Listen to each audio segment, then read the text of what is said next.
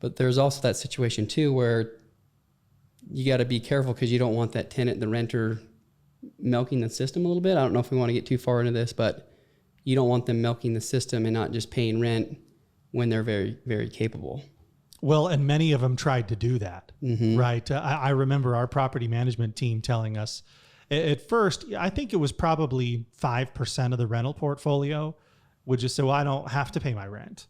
And that was never the intent of any of the moratoriums. It was, no, if you're sick and you can't go to work because you've got COVID, or you got laid off because you're the front desk manager at the Marriott, which just tanked and had to lay you off, then, just like many government programs, its effects were different than its intent, right?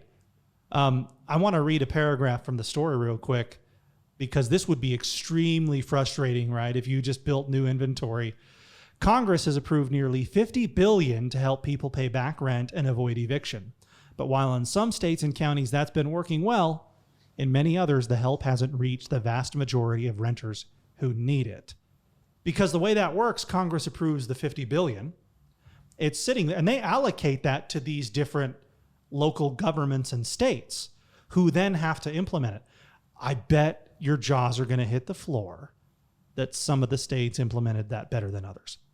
Are you super shocked? Yeah, right.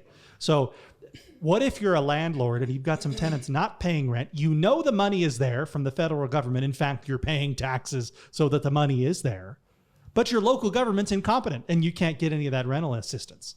That's absolutely infuriating. At that point, you're saying, well, then I want to kick these people out. I can't get any of the rental assistance that I know is there. And I mean, that would drive me nuts. I was helping a client before we got on the podcast this morning. He owns a fourplex in Texas that we developed as a master plan build for rent community that we did there. And he has 2 tenants that haven't paid rent in about 6 weeks, right?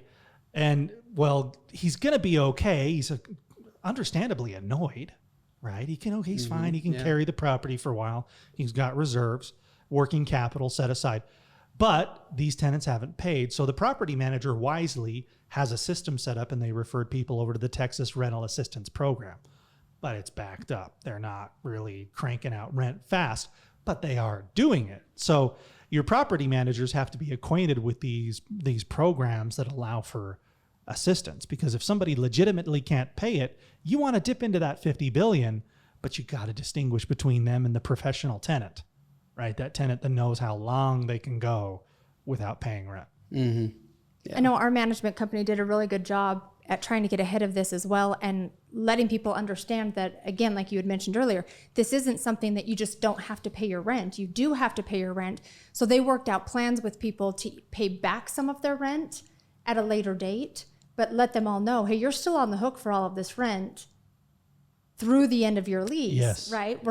This isn't forgiven debt, but have worked payment plans and stuff with those people. So I think that's helped getting out ahead of it rather than just waiting a couple months and saying, oh, I haven't received checks for 3 or 4 months, chatting with those people and seeing what the real issue is. So again, we don't have the professional tenant versus the person that really does need the help.